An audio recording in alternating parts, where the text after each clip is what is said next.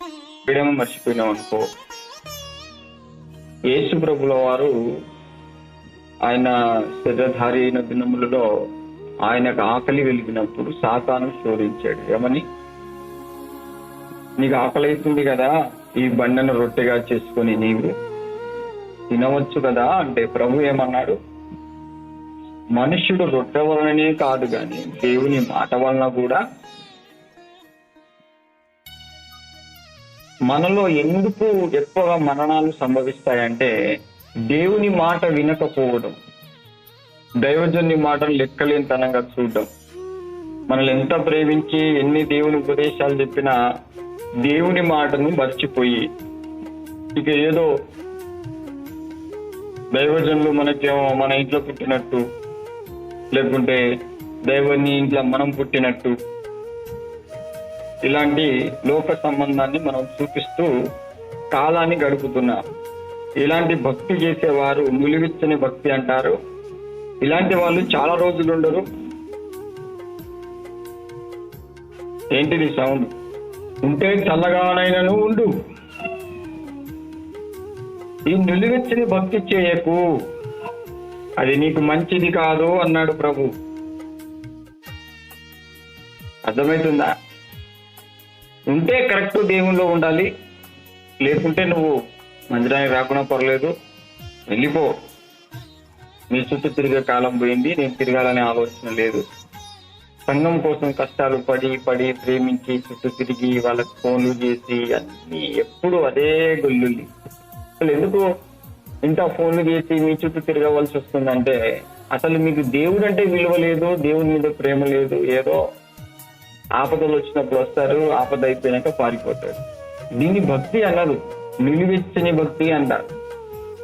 నిజంగా నువ్వు దేవుని ప్రేమించే భక్తి చేస్తే నీ క్రియలు, నీ ప్రవర్తన దేవుని దృష్టిలో ఎలా ఉండాలని బైబిల్ నీకు చెప్తుందో దాన్ని మర్చిపోవు. ఇప్పుడే చెప్పాను, అన్నము నీళ్లు తినడం మర్చిపోతే నీ ప్రాణం బుద్ధి. వాక్యం అయిన ప్రభు నీతో మాట్లాడుతున్నప్పుడు దాన్ని మర్చిపోయినావు అనుకో, చాలా నష్టపోతావు. సంఘానికి ఒక మంచి కళంకం తీసుకొచ్చి పెడతావు. చెడ్డ కళంకం, మంచి కళంకం ఏం కాదు. గ్రహించుకో, ప్రభు నిన్ను ప్రేమిస్తూ ఎన్నో విషయాలు తెలియజేస్తూ నువ్వు ఈ లోకంలో బ్రతుకుతున్నావు కనుక ఎలా బ్రతకాలో ప్రతి వారం నీకు వాక్యం ద్వారా మాట్లాడతాడు. నువ్వు దాన్ని ఇక్కడిక్కడే మర్చిపోయి మరలా నేను ఏం చేయాలా అని పిచ్చిదాని లెక్క పిచ్చోని లెక్క తిరుగుతూ ఉంటాం. మనము అన్యుల నుంచి వెళ్ళే మన గత జీవితం కూడా అన్య జీవితమే. దాని నుండి ప్రభు మనం ప్రత్యేకించి పరిశుద్ధపరిచి ఎలాంటి నీతి భక్తి కలిగి జీవిస్తే మనం బ్రతుకుతామో మనకి నిత్యోపదేశ కారణంలో చక్కగా చెప్పాడు ప్రభు. నీవు కానాలో ప్రవేశించుటకు నీతి గాని నువ్వు చేసిన భక్తి గాని ఎంత మట్టికి ఆధారం కాదు. దాని ద్వారా నువ్వు చేర్చబడ్డావు అనుకోకు. అక్కడున్న ప్రజలు దుర్మార్గులు కనుక నీవు ఆ దుర్మార్గులను తీసేసి నీకు అక్కడ తీసుకెళ్తున్నాను అన్నాడు దేవుడు. మనకు నీతిమంతులకు కష్టాలు వస్తాయి బిడ్డలారా. యేసు ప్రభు వస్తే చెప్పాడు మనకు, ఎవడైనా నన్ను వెంబడింపగోరినేడలా ప్రతిదినము వాడు తన సిలువను.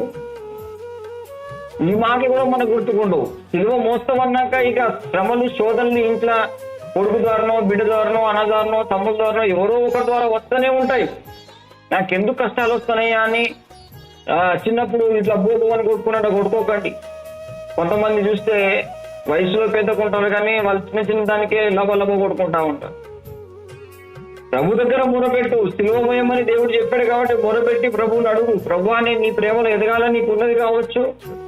అందుకే నేను ప్రేమించిన వాళ్ళందరూ నన్ను ఇలా బాధిస్తున్నారయ్యా, నీ మాటని మర్చిపోలేను తండ్రి, నేను నీ ప్రేమలో ఎదుగుతానని నువ్వు దేవుని ప్రేమను కోరుకున్నంత కాలము నేను ఎవరు బాధ పెట్టినా దేవుడు తన సిలువ నెక్కల నీడలను కాపాడుతూనే ఉంటాడు. ఆ సిలువ చాటని మరుగుపరుస్తూనే ఉంటాడు. అయితే మనం ఏం చేస్తామంటే నేను ప్రేమించిన దానికి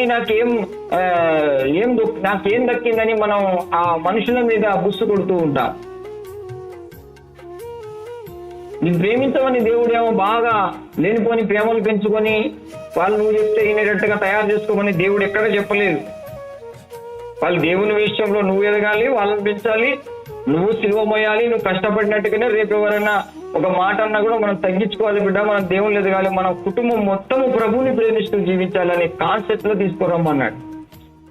అప్పుడు ప్రభు ద్వారా మనకు ఒక నీతి, పరిశుద్ధత, భయభక్తి మనలో పెరిగి మనం ఈ లోకం నుండి అనిందిలుగా దేవుని సన్నిధిలో నిలబడుతున్నంత కాలము దేవుడు మనల్ని ఆదరించి తన ప్రేమతో నిలబెట్టుకుంటాడు, మహత్తరమైన తన శక్తితో కాపాడుతూ ఉంటాడు. మనం దీన్ని మర్చిపోతాం. అందుకే ఇజ్రాయేల్ ప్రజలకు ఫస్టే చెప్పాడు. చూడండి 2వ అధ్యాయం చూద్దాం, న్యాయాధిపతులు 2వ అధ్యాయము. యెహోవా దూత గిల్గాలు నుండి బయలుదేరి బోకీములకు వచ్చి ఇలాగ సెలవిచ్చాను, నేను మిమ్మల్ని ఐగుప్తులో నుండి రప్పించి మీ పితరులకు ప్రమాణము చేసిన దేశమునకు మిమ్మల్ని చేర్చి నీతో చేసిన నిబంధన నేనెన్నడూ మీరను. ఏమన్నాడు?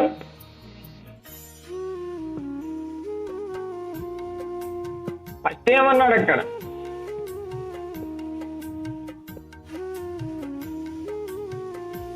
చదవండి, మీరు ఎంత చదువుతారో ముందుగా చదివి చెప్పండి, తొందర ఏం లేదు. సాయంత్రం వరకు ఇలా ప్రార్థన చేస్తూ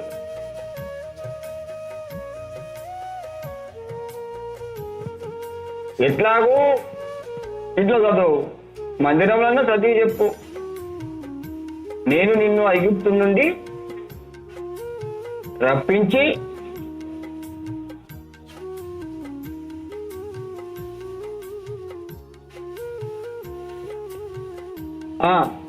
ఏమన్నాడు? ఫస్ట్ ధీమా ఇస్తున్నాడు. నీ ఒక్కసారి నేను నీతో నిబంధన చేసిననుకో, నేను ఏ రోజు వదిలిపెట్టను, నాతో నీకు అనుబంధము యుగ యుగాలు ఉంటది, సదాకాలం ఉంటది, నువ్వు దాన్ని గుర్తు పెట్టుకో. Praise lord. అదొకటి ఫస్ట్. తర్వాత ఏమంటున్నాడు? నిబంధన చేసుకోనకూడదు. ఎందుకంటే నువ్వు దేవునితో నిబంధన చేసుకున్నావు కాబట్టి అన్యజాతి సంబంధమైన మనుషులతో నిబంధన గ్రహించుకోండి. అన్యులతో నిబంధన చేయడం అంటే ఏంటిది? అన్యులకు పిల్లల్ని ఇవ్వడం, అన్యుల పిల్లల్ని తీసుకురావడం. అన్యులతో నిబంధన అంటే ఏంటిది? వారితో కొన్ని ఒప్పందాలు చేసుకుంటాం, డబ్బు విషయంలో కావచ్చు, లేకుంటే జాగ విషయంలో కావచ్చు, లేకుంటే ఇంకేదైనా ఆచారాలు కావచ్చు, ఏదో ఒక నిబంధన వారితో ఉడంబడిక మనం కలిగి జీవిస్తాం. అలా చేసే పనులని చేసుకొని మరలా ఏం తెలవనట్టుగా దేవుని సంఘంలో కూర్చొని మనము నిజంగా నేను అన్యుల సహవాసం మానేశానా అంటే మనం ఏమంటామంటే, అన్యులంటే ఎవరు ఏంటిది అనేది ఫస్ట్ గుర్తు పెట్టుకోండి. అవి మీ అక్కే కావచ్చు, మీ అన్నయ్య కావచ్చు, మీ నాన్నే కావచ్చు, మీ తమ్ముడే కావచ్చు, ఇంకెవడైనా కావచ్చు. అన్యుడైతే అన్యుడే. దేవుడు ఇక్కడ నీ అన్న, నీ అక్క, నీ తమ్ముడు అనే ఆ ధ్యానంలో నువ్వు ఉన్నావంటే ఇక నువ్వు దేవుడు నమ్ముకున్నామని కాదు, నువ్వు కూడా ఒక అన్యురాలుగానే గుర్తుపెట్టుకో. లేకుంటే నేను ఇంకా దేవునితో నిబంధన చేసుకున్నాను కాబట్టి ఇక నాకు అన్నదమ్ములు, అక్క చెల్లెలు తర్వాత సంగతి, ఫస్ట్ నేను బ్రతికించి కాపాడుతున్న దేవునికి నేను కృతజ్ఞత కలిగి ఉండాలి. నేను వారితో నిబంధన కలిగి బ్రతకకూడదని నీ జీవితాన్ని ప్రత్యేకంగా కాపాడుకో. నీ జుట్టు కోసేస్తా నీ బుడిగి పిల్ల, బాగా ఓవర్ చేస్తారా, నడ్డి ముక్కుదారా.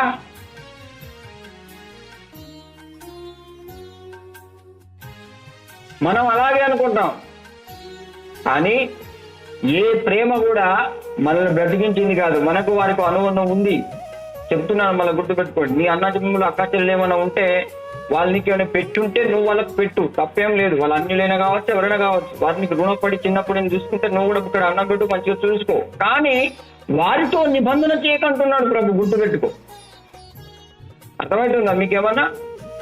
వారు నీకేమైనా చేస్తే నువ్వు వారికి తిరిగి ఇచ్చేసేయి. అది డబ్బే కావచ్చు, రుణం తీర్చుకుంటే తీర్చుకో. ఎందుకంటే నీకు డైరెక్ట్ ఏసఐ వచ్చి నేను ఏమన్నా ఇక్కడికి వచ్చి చేయలేదు, దేవుడు వచ్చి చేయలేదు, ప్రజలే వచ్చి నీ చుట్టూ ఏం తిరిగి నీకు అన్ని చేయలేదు.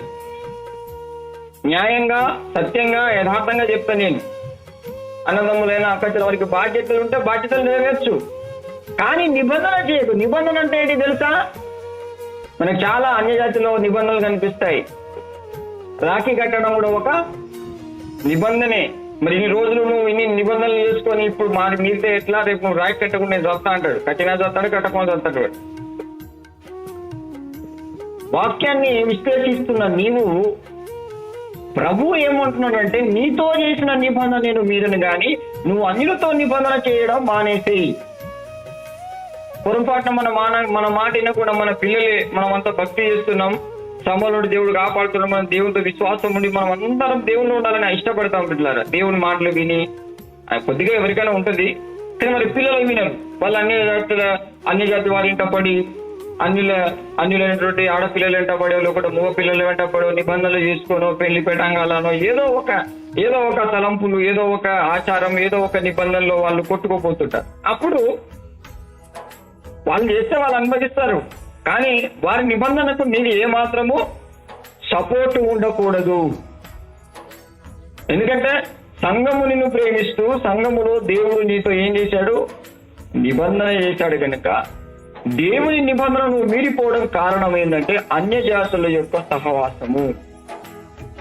ఆ సహవాసం ఎక్కడికి తీసుకెళ్తుందంటే దేవునితో ఉన్న దేవుడిచ్చిన నీతి క్రియలు అన్నింటినీ ఆర్పివేసే పరిస్థితులు ఏర్పడతాయి. అందుకే నువ్వు భక్తుడివైతే నీ పిల్లలు ఎవరైనా చూడండి, హెచ్కేల్ గ్రంథంలో మనం చూస్తాం. అనగా పర్వతముల మీద భోజనము చేయుటయు, తన పొరుగువాని భార్యను చెరుపుటయు, దీనులను దరిద్రులను బాధపెట్టి బలత్కారము చేత నష్టము కలుగజేయుటయు, తాకట్టు చెల్లింపకపోవుటయు, విగ్రహముల తట్టు చూచి హేయకృత్యములు జరిగించుటయు, అప్పిచ్చి వడ్డీ పుచ్చుకొనుటయు, లాభము చేపట్టుటయు, ఈ మొదలగు క్రియలు చేసిన ఎడల వాడు బ్రతుకడు. చూడు, మరణం అనేది దుర్నీతి క్రియలతో సాధనమైంది. మనం ఎంత నీతిగున్నా మన కడుపులో పుట్టే పిల్లలైనా వాళ్ళు అంటే వడ్డీ అంటే ఎలాంటి వడ్డీలు ఇవ్వడము? 10 రూపాయల వడ్డీ, 5 రూపాయల నుంచి దాటినంత అక్రమమే. 3 రూపాయలు అంటే అది పర్వాలేదు, దానికంటే అన్యాయమైనది. మళ్ళా విగ్రహముల వైపు తిరిగితే మనం నీతిగానే ఉంటాం, కానీ నీతి పంతుల కడుపులో కొంతమంది అలా పుడతారు. వాళ్ళకి ఎవరో ఒకటి బుద్ధులు వస్తాయి. వాళ్ళకు విగ్రహముల వైపు తిరగడం కానీ, మర్డర్లు చేయడం కానీ, వ్యభిచారాలు చేయడం, దొంగతనాలు చేయడం, ఇలాంటి పాపాలు ఎన్నో ఉంటాయి. నీతి మంత్రాలే, కానీ పిల్లలు నీతిని చెడిపోతే పాపములో వాడు పడిపోతేనట వాని నువ్వు కాపాడలేవు. మరి ఏం చేయాలి అంటే వాని కోసం నువ్వు సావాలని బైబిల్ చెప్పట్లే, నిన్ను నువ్వు కాపాడుకో. వాడిని హెచ్చరిస్తూ ప్రార్థన చేస్తూ దేవా ఈ వ్యక్తికి మారుమనిషి అని ప్రార్థన చేయి. అంటే వాడు బతకాలని ప్రార్థన చేయొద్దు. చాలా మంది వాడు బతకాలి, వాడు మంచిగా ఉండాలంటే నువ్వు మంచిగా ఉండు. వాడు మారుమనిషి పొందితే వాడు మంచిగానే ఉంటాడు. ఒకవేళ మనసును మార్చుకోకుండా అదే చేయక్రియల్లో ఉంటే వాడిని నువ్వు ఎంత ప్రార్థన చేసినా ఎన్ని రోజులు మంచిగున్నా వాళ్ళు పాపం ఉంటుంది. ఆ పాపం ఏదో ఒక రోజు ఎత్తుకొని పోతుంది. వాక్యాన్ని చూడు, ఇక్కడ ఏమన్నాడంటే నీతిపరుని కుమారుడు పుట్టి కూడా పర్వతముల మీద భోజనం అంటే అతి ఉన్నతమైన స్థలములో దేవుడు విందును చేస్తాడు. అంటే పర్వతం మీద అంటే అతి ఉన్నతమైనటువంటి పరిశుద్ధమైన ప్రదేశములో అది ఇజ్రాయేలీయులకు దేవుడు ఇచ్చిన సూచన. దాని గురించి మీకు అవసరం లేదు ఇప్పుడు. కానీ ఇంకా చాలా విషయాలు చెప్తూ ఉన్నాడు. నీతిపరుని కడుపులో పుట్టినోడు అలాంటి పని చేస్తే ఇక్కడ నువ్వు నీతిమంతురాలివా, పాపాత్ముడివా, అన్యుడివా, ధన్యుడివా, దేవుడు నమ్ముకున్న బిడ్డవైతే మనం అనుకుంటాం మారు మనసు పొందాం, బాప్తిసం తీసుకున్నాం, ఇక నేను దేవుని బిడ్డను అయిపోయినాను కదా అంటే దేవుని యేసుక్రీస్తు రక్తంలో కడగబడిన నీవు యేసుక్రీస్తు గుణ లక్షణాల్లో నీకు రావాలి. అప్పుడే నిజంగా నువ్వు మారినట్టు. ఏదో నువ్వు ఉట్టిగానే మునిగి బయటికి ఎక్కేసి మళ్ళీ చేసే పనులను చేసుకుంటా పోతే నువ్వు దేవుని నమ్ముకొని కూడా వ్యర్థమే. కాబట్టి దేవుడు కొన్నిసార్లు ఆ శోధనకు అనుమతిస్తూ మనల్ని పరీక్షిస్తూ ఉంటాడు. అప్పుడు మనం ఏం చేస్తామంటే మనం ప్రేమించే వాళ్ళు మనం బాధ పెడుతూ కొన్ని కష్టాలు బాధలు వస్తూ ఉంటూ మన అవకాశాలు ఉంటాయి. అప్పుడు మనం కొద్దిగా ఆలోచించి ఇక నేను దేవుళ్ళు నీతిగా బతకలేనని నోరు దారేయడము, చేయి దారేయడము, కాలు దారేయడం ఇలాంటి పనులు చేస్తూ ఉంటాం. తర్వాత వచ్చేది ఏంటిది? మరణం అని ఇక్కడ స్పష్టంగా రాయబడింది. నీతిమంతుని కొడుకును పుట్టినప్పటికీ ఖచ్చితంగా తావే. తర్వాత వాక్యం చదువుదాం. 11వ వచనం, 18-11 అయిపోయింది కదా. ఎక్కడ ఆగినాం అక్కడికి చదవాలి. ఈ మొదలగు క్రియలు చేసిన ఎడల వాడు బ్రతుకడు. క్రియలన్నీ చేసెను గనుక అవశ్యముగా వానికి మరణ శిక్ష విధింపబడును. ఖచ్చితంగా వాడు చస్తాడు. నీతిమంతుని కడుపులో పుట్టాడు కదా అంటే పుట్టడం కాదు, పుట్టడం ఎక్కడైనా పుడతావు, కానీ నీతిని అనుసరించగలగాలి. దేవుని నమ్ముకున్నావు కదా అంటే నమ్మకంగా బ్రతకగలగాలి. బాప్తిజం తీసుకున్నావు కదా అంటే శ్రమలు వస్తాయి, దేవుడు చూస్తున్నాడు. నేను కాపాడే దేవుడు కానీ ఇంటి వాళ్ళు కాపాడుతారో నీ అన్నదమ్ముడు రక్షిస్తారు అని చెప్పలే. నీ విశ్వాసం దేవుని మీద ఆనుకొని ఉండాలి. వీడింటలేడు, వాడింటలేడు, ఆమె ఇంటలేదు, ఈమె ఇంటలేదు, ఎవడినకున్నా నువ్వు దేవుని మాట ఇంటనవచ్చు. నువ్వు దేవుని మాట ఇన్నంత కాలం ఎవడు వినడు వాళ్ళ సంగతి దేవుడే చెప్తాడు.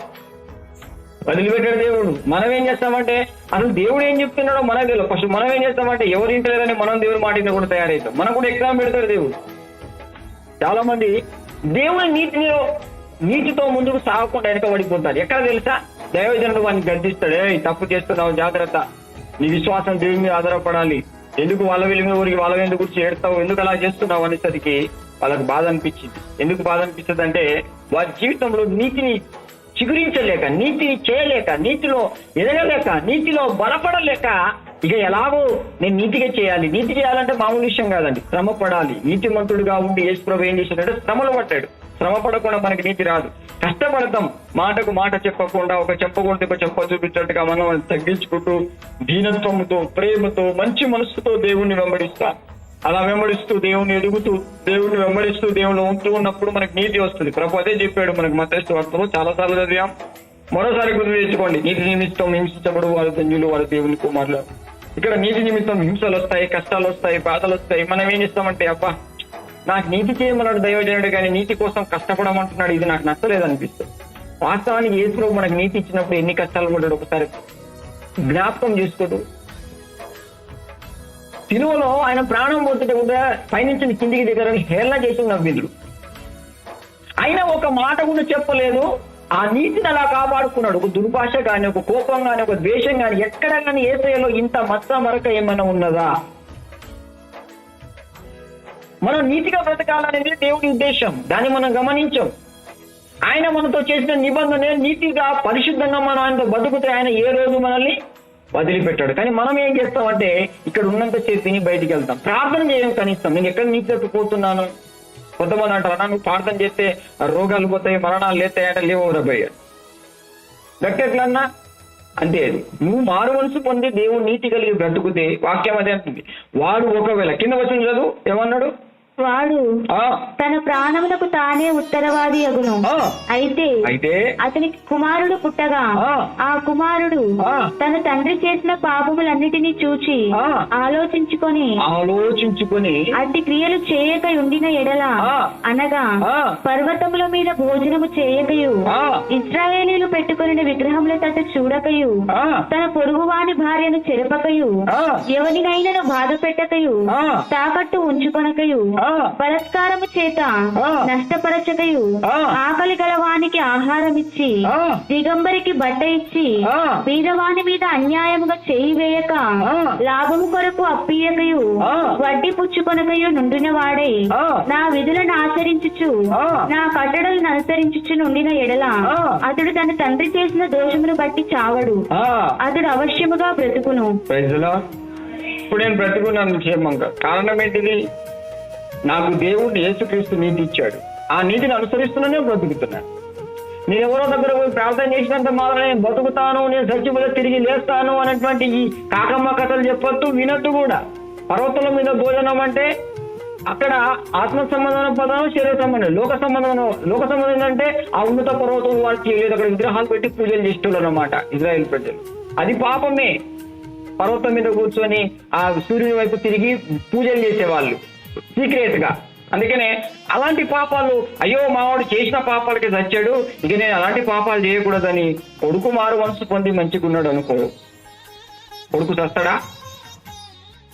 ఎవరి తరం కాదు. అయితే కొడుకు ఏం చేస్తాడు? నటిస్తాడు. కష్టం వచ్చింది కదా అని కొద్దిసేపు నటిస్తాడు, మారిపోతా అంటాడు. సీక్రెట్ గా చేసే పనులన్నీ ఏమంటాడు తెలుసా? మెల్లగా వచ్చి అమ్మా అన్నయ్య ప్రార్థన చేస్తే మోసపోకు అయ్యో నా తల్లును చూసి, అయ్యో నా స్నేహం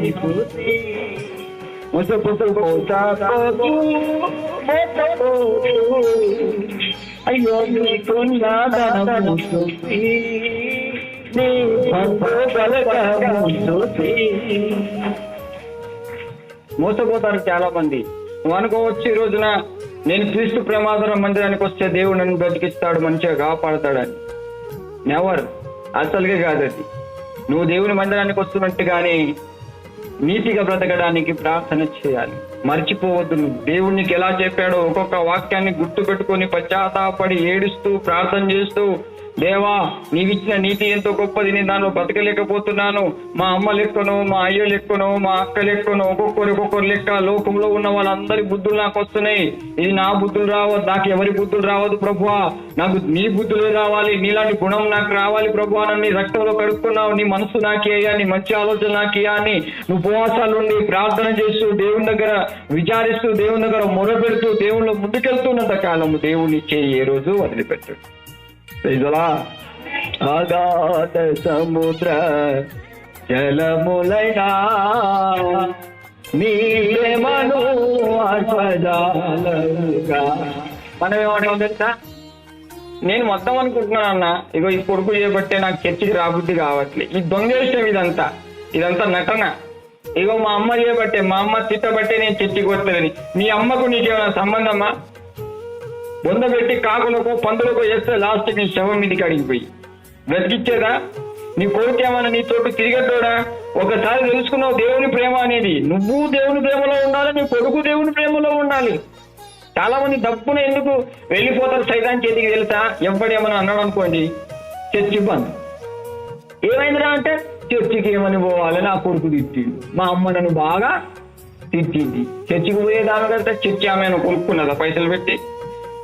తెల్ల బట్టలు వేసుకున్న భక్తులారా చూడండి, కొద్దిగానే బుద్ధి జ్ఞానం ఉంటే మంది మీద ఏడ్చి మంది ఎవడో పుల్ల పెట్టుడు పెడితేనే ఉంటాడు వాడి కోసం మనం మందిరానికి వెళ్ళేది. వాటి బట్టి నీ తగ్గిపోతావా?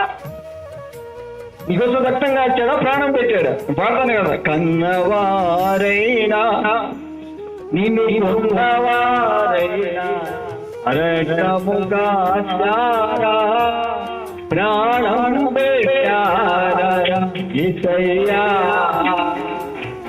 యేసయ్యా, యేసయ్యా, యేసయ్యా, నీ ప్రేమ మంగళమయ్యా, నీ ప్రేమ హల్లెలూయా, హల్లెలూయా. నా దోషం కొరకు, నా పాపం కొరకు, నా దోషం కొరకు, నా పాపం కొరకు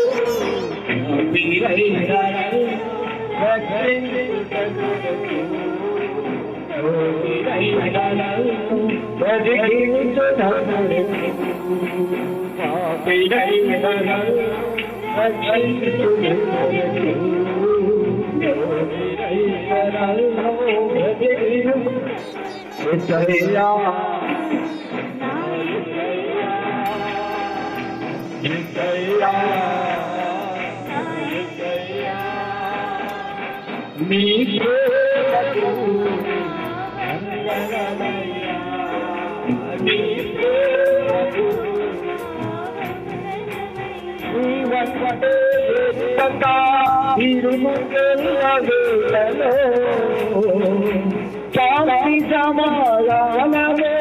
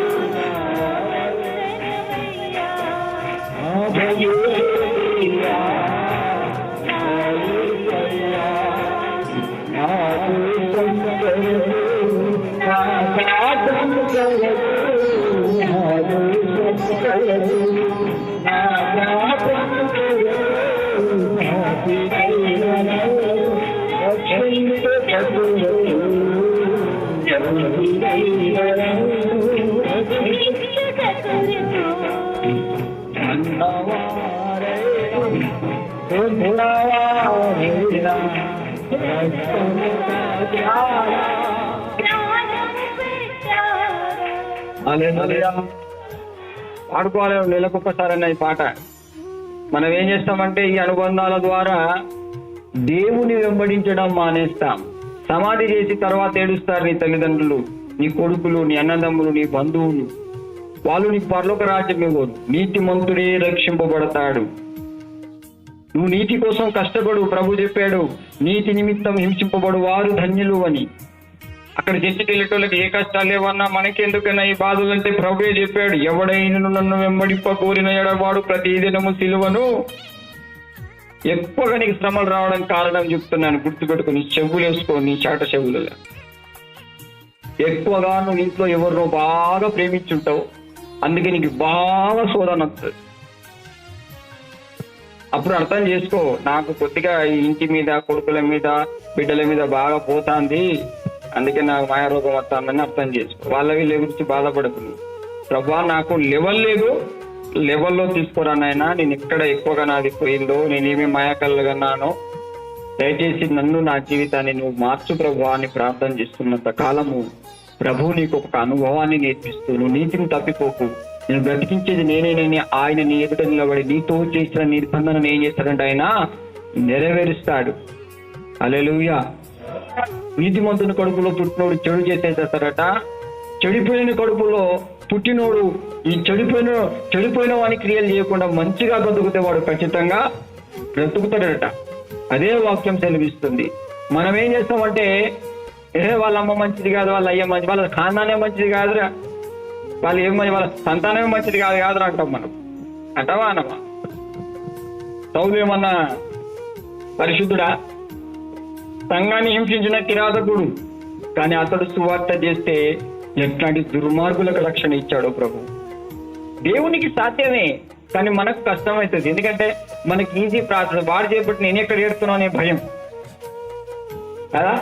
ఎవడన్నా నీతిమంతుడు, ఎవడు పనికిరానోడు దొరికాడు అనుకో, వాడిని దేవుడు చెప్తే వాడిని ఎక్కడ తిడతాడో, నేను నీతిని ఎక్కడ కోల్పోతానో అనే భయం. శ్రమపడేది ఉంటే శ్రమ పడాల్సిందే, తప్పదు. అయితే మనకు ఒక రోగం ఉండేదంటే, ఈ అన్య జాతి సహవాసం చేసి వాళ్ళ బుద్ధులన్నీ తెచ్చుకుంటాం మనం. వాళ్ళు చేసిన ప్రవర్తనలన్నీ సంపాదించుకుంటాం. పైసలేముండవు, తిరిగానే తినేకే వస్తాయి అవన్నీ కూడా. ఏది ఏమైనా కావచ్చు, భూమి మీద కిందికి లేకపోవచ్చు, దేనికైనా లేకపోవచ్చు, కానీ దుర్నీతి క్రియల్లో పాలు పంపులు నువ్వు పొందకూడదు. గుర్తుపెట్టుకో, దాని ద్వారా చాలా భయంకరమైన దెబ్బతింటాడు. అందుకే ప్రభు అంటున్నాడు అక్కడ, చూడు, ఒకవేళ ఆ తండ్రి చేసిన పాపాల్లో ఏ మాత్రము పాలు పంపులు పొందకుండా వీడు నీతిగా బతికి కనుక పర్వతాల మీద భోజనం చేయకుండా, సూర్యుని మొక్కకుండా, చంద్రుని మొక్కకుండా, దేవుడు ఒక్కడే నిజమైనది నాతో చేసిన నిబంధన గుర్తు తీసుకుని వాడు మారు మనసు పొంది పశ్చాత్తాపడి వాడు నీతిగా జీవిస్తే వాడు ఆవశ్యకముగా బ్రతుకును, కానీ వానికి మరణం అనేది దేవుడు రానివ్వను అంటున్నాడు. రైతులా మనమేం చేస్తాం? మనకొక గర్వం, మనకొక టెక్కిజం. ఏంద్రా భయభక్తి లేకుండా ప్రవర్తిస్తున్నావు, ఇలా తయారైనావు ఏంద్రే? మా బ్రదర్ ప్రార్థన చేసినంటే ఏమనుకుంటున్నావు నువ్వు? మా బ్రదర్ ప్రార్థన చేసింది కాబట్టి ఇక నాకు ఎట్లా బతికినా పర్మిషన్ మొత్తం ఫుల్ వచ్చింది పైనుంచి నాకు అంటాడు వీడు. దైవజనుడు నీకు అది బోధించలేదు. చాలా మంది గురో ఇది అన్నిలకే ఉంటదండి. ఎవరైనా తప్పు చేశారనుకోండి, ఎవడైనా ఒక తప్పు చేసేటందుకో, ఏమ్రా ఇట్లనే చేయమన్నాడా దేవుడు? దేవుడు చేయమంటాడా వానికి? ఇలా దేవతలు చెప్తాయి అట్లాంటి. బ్రహ్మ ఏమో బిడ్డను పెళ్లి చేసుకున్నాడట చెప్పుకుంటే అది కాదు. అయ్యప్పగాడేమో 2 మొగులతో పుట్టిండాడు వాడు అయ్యప్పగాడు. ఇలాంటివి ఎందుకు చెప్పాల్సి వచ్చిందంటే, అసలు వాళ్ళ దాంట్లో నీతి ఉంటే మనకి చెప్పాలి. ఆ దేవతలు చెప్తాయి, కానీ యేసు ప్రభు ఎప్పుడు కూడా ఒక వ్యభిచారంతో ఉన్న ఒక పాప స్త్రీని కూడా అమ్మ అని పిలిచాడు. ఆయన ఎంత పరిశుద్ధుడు అంటే చెప్పడానికి భాషలు సరిపో. మనం చెడిపోతే మన గురించి మనం చెప్పుకోవాలి. ఎవరైనా తప్పు చేస్తే నువ్వే చేసావు తప్పు అని వానికే చెప్పాలా. ఇప్పుడు వీళ్ళకి ఒక రోగం వచ్చింది, దేవుడు ఇలా చేయమన్నాడా అంటే దేవుడు చెప్తాడా? మనకు కూడా ఒక వైరస్ ఉంటుందండి. మనం అక్క చెల్లె మంచిగా తిట్టుకుంటాం, తనుకుంటాం, మెల్లగా దేవుని దైవజనం తీసుకొచ్చి మధ్యలో పెడతాం. లేదా మీకు ఈ మూత రోగాలు? నీకు ఆమె ఏమంటారు, నువ్వు ఆ జుట్టు కొడుతుంటే నువ్వు మెడ పెట్టుకుంది అనుకో, మీరు ఏమైనా చేసుకోండి అంటే దేవుడు ఎందుకు అంటాను? కొట్టుకుంటారు, తిట్టుకుంటారు. మీకు ఎప్పుడు గొడవలు సమస్యలు రాలేదా? దేవుడు అనుకోకముందు ఎప్పుడు హాయిగానే ఉన్నారా? సమస్యలు ఎప్పుడు రాలేదా? అప్పుడు దేవుడు అనే పాట పాడిండ్రా? దేవుడు మా ముచ్చటేమో నచ్చిందా? మరి ఇప్పుడు ఎందుకు దేవుని ముచ్చట వస్తుంది? చెడిపోయిన వాళ్ళే దేవుని మధ్యలో తీసుకొస్తారు. మంచోళ్ళు ఏ రోజు దేవుని సంఘాన్ని తీసుకురారు. తప్పు నేను చేసినట్టెళ్ళే నన్ను తిట్టు, తప్పు నేను చేసిన అక్క నన్ను కొట్టు, మన తప్పు ఉంటే మనం ఎరిగా తీసుకుంటాం. అంతేగాని ఈ తప్పుకు శిక్ష పొలిటిషియన్ వాడని తొక్కుతాడేమో కానీ దేవుని యొక్క పరిశుద్ధుల్ని మధ్యలో మనం తీసుకురావద్దు. దుర్నీతి క్రియలను ఖండిస్తూ దేవుని ప్రేమలో ఎదుగుతూ నేను తప్పు చేసిన దయచేసి నా ద్వారా నువ్వు దేవునికి దూరము. ఇప్పుడు కొంతమంది రోగాలు ఉన్నాయండి, వీళ్ళు అనుకుంటారా వాళ్ళకి దేవుడనే మేలు చేశాడు అనుకోండి, వాళ్ళ మెల్లగా ఈ దేవుడి ప్రస్తావన తీసుకొస్తాడు. చూసినావా, అప్పుడు దిక్కు లేకుంటే నేనే నీ దగ్గరికి వచ్చి ప్రార్థన చేసి నీకోసం కష్టపడి తీసుకొస్తే చర్చిలో వచ్చి కూర్చున్నావా నువ్వు? స్వస్థత ఇచ్చిన దేవుడు ఎటుపోయిండో, సమర్పించుకున్న దైవజనుడు ఏమైండో, మంచి గుణాలు ఇచ్చిన దేవుడు ఏమైపోయిండో, ఆ మంచిని దేవుడు నీలో జరిగించింది దేవుడు చేశాడని చెప్పు. అట్లా కాదు, ఈ చెడు క్రియలకైతే దేవుని గురించి చెప్తా ఉంటాం. మనం చేసే పనులని చెడు పనులు దేవుని గురించి చెప్తాం. మంచి చేస్తే నీ ద్వారా ఒక బిడ్డ రక్షణలోకి వస్తుంది. దేవుడు చేశాడని ఎందుకు గ్రహించు? చూడు, మొదటి కొరింథీయుల రాసిన పత్రికలో పౌలే చెప్తున్నాడు డైరెక్ట్. చదువు కొరింథీయుల రాసిన పత్రికలో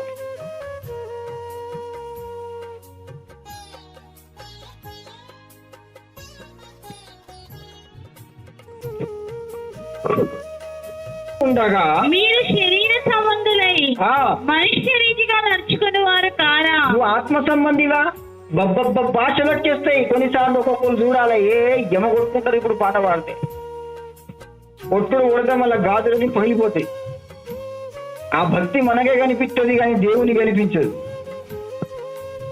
నేను చూడాలని కొట్టుకుంటారు ఏమో నాకు తెలియదు. మరి నేను చూస్తా నీ భక్తిని. దేవుడు దొరుకుతాడు. 10 మంది నిన్ను హింసిస్తూ బాధ పెడుతున్నప్పుడు కూడా నువ్వు నీతిగా బ్రతుకుతూ కష్టపడుతున్నప్పుడు దేవుడు చూస్తాడు. దైవజనుడు కూడా నీకోసం ఏం చేస్తాడంటే ప్రార్థన చేస్తాడు. ప్రభువా, వీళ్ళు నీతి కోసం కష్టపడుతున్నారు. అవునడు అక్కడ. అసూయయు కలహములు మీలో ఒకరంటే ఒకరికి పడదండి. ఎందుకమ్మా పేరుకి వస్తలేవంటే, ఏం పేరుకి వస్తావండి, చర్చికి వచ్చేటోళ్ళైనా నువ్వు బాధ పెట్టిండు. నీ ఇంట్లో కూడా నీ గొడవలు ఇప్పుడు కాయినాయిగా లేదా? ఏం చేస్తావురా బాబు, నా భర్తకు నా గొడవ నీకు వదిలిపెట్టేసి విడాకులు ఇచ్చి పంపించినావా? ఆడు ఎక్కడ పోతే నా బతుకు ఆగమైతోనే ఇడిచావు. శరీర సంబంధమైన నిబంధన, కొత్త నిబంధన రక్షణ కష్టం కాచి ప్రాణం పెట్టి విలబెట్టి నిన్ను కొన్న నీ ప్రభుత్వ సంబంధం ఇక్కడ పోతుందని భయము నీలో ఎందుకు లేదు చెప్పు. దేవుడంటే అంత చులకననా? ఎవడు చేసిన దానికి వాడే. వాక్యం అంటుంది, నిన్ను హింసించు వారి కొరకు, కానీ వాని కోసం ప్రార్థన మానేసుకోవని లేదు. ప్రార్థన చేయమన్నాడు కానీ ప్రార్థన మానేసుకోవని లేదు. ఇక్కడ దద్దమ్మలందరూ అలాంటి దద్దమ్మలు ఇక్కడ కూర్చున్నారు చాలా మంది. ఏదైనా జరిగిందనుకో, నేను ప్రార్థన చెప్పినోనికి పనిష్మెంట్ ఎవరిస్తారు? సౌలు సంఘాన్ని ఎంత ఘోరంగా హింసించాడు. వాళ్ళు ప్రార్థన చేయడం కానీ, సహవాసం కూడుకోవడం కానీ, సువార్త చేయడం ఆగిండ్రా? ఏడ్చి ప్రార్థన చేశారు. ప్రభువా, నీ పని అయిపోతుంది వాడు చేయబట్టి అన్నాడు. దేవుడు ఒక్క దన్ను అన్నాడు. నేను బాధ పెట్టిన వాళ్ళ కోసం నువ్వేం చేయాలి? వాళ్ళు ఎవరైనా కావచ్చు, అక్క కావచ్చు, చెల్లి కావచ్చు, తమ్ముడు కావచ్చు, వారు చేయబట్టి నీ నోరు ఖరాబ్ చేసుకోకు. దేవుని దగ్గర మొరపెట్టు. వాళ్ళు ఎవరికైనా పనిష్మెంట్ దేవుడు ఖచ్చితంగా ఇయ్యాలని మనం కోరుకోవద్దు. అది క్రైస్తవునికి గుణమే కాదు. అసలు సైతాన్ సంబంధులు అలా చేస్తారు. కానీ నిజమైన వాళ్ళు ఏం చేయాలో తెలుసా? వాళ్ళు మారు మనసు పొంది నీ క్రియల నుండి దూరం అయిపోయారు. ప్రభువా, వాడిని తెలుసుకునే శక్తిని ఏం చెప్తారు. అసలు ఒరిజినల్ క్రైస్తవుడు చేసే ప్రార్థన. మాంత్రికుడు ఏం చేస్తాడు? నా జోలికి వచ్చినావు మరి